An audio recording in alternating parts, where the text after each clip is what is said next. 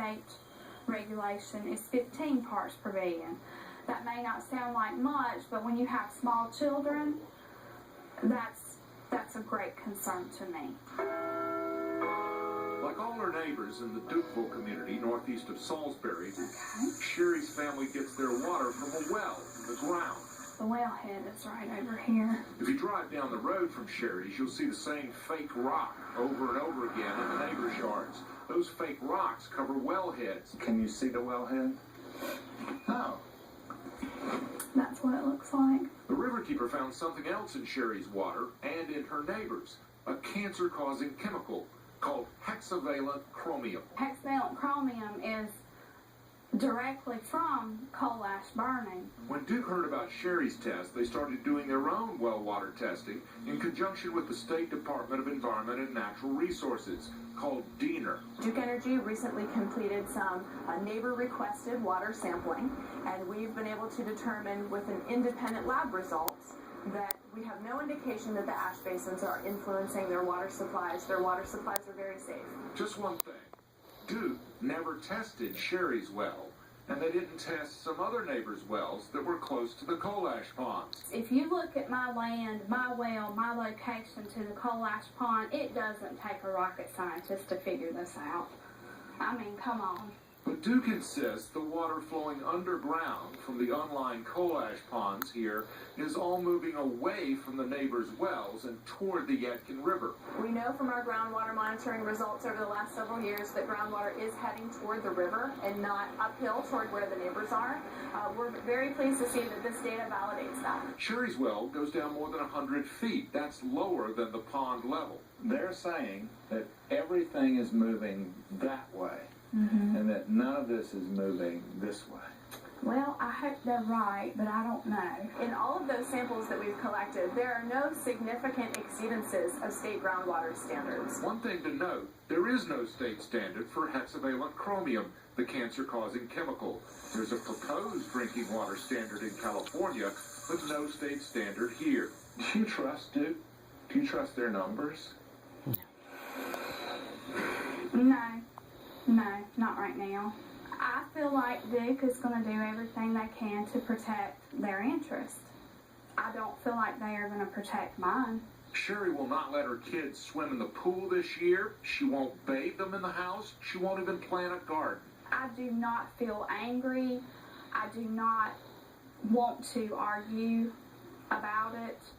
I do want something done. So the woman who loves water is now afraid of it. Even more so when she started talking to her neighbors about cancer. Now, scientists have already studied the neighbors in the Dukeville community because of the instances of brain cancer there.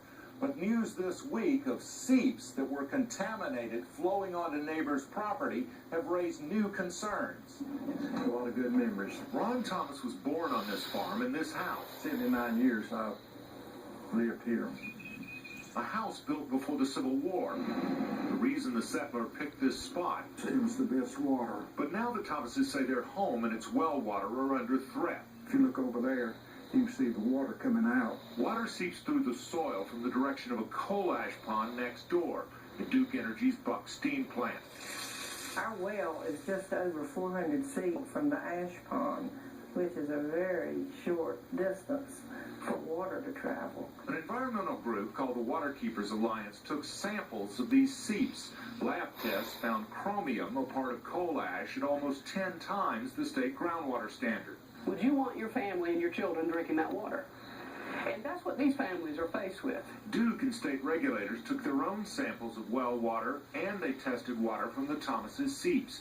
But Duke and the state found no chromium over groundwater limits. This is welcome news for us. We were able to report back very positive results that those folks can be very confident in their water quality.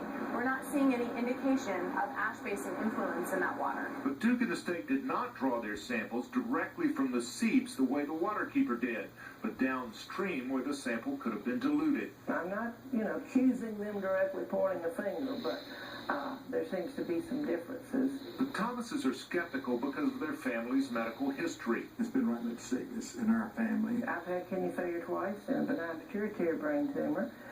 And 4 houses in a row, we've had brain tumors here. It just doesn't make sense for this smaller community to have that much problem. Terry Butler's son died of a brain tumor before he turned 39. He lived next door to the Thomases and drank well water from an old well that's since run dry. But you're also walking in it every day, breathing it every day. My children are very small back then. Who knows? Maybe my son got a brain tumor from that. I have no idea. I can't prove it, but it's a shame. 24 years ago, scientists studied the cancer cases around Dukeville, but focused on power lines and found no link. They didn't check the water at that time. The ash basins have been around for a very long time, and I am not aware of any studies nationally that are credible studies that show any conclusive link between ash basins and health and carcinogens and any concerns or health effects that have actually That could just be because we haven't studied. Well, you're right. I think there is an opportunity for more study. While the Thomases and their neighbors welcome a cancer cluster study, they want 2 things even more. They want Duke to pay for fresh drinking water, and they want the coal ash cleaned up. I would like to trust Duke. I'd like to think that they're a good neighbor. I just hope that they will do the right thing and get these 3 huge ash ponds out of here permanently. There are options for getting the coal ash away from the water supply permanently, but first it's important to note that these seeps are not some kind of isolated incident. And we'll have that story right after John Wendell has your forecast in the First Warrant Storm Center.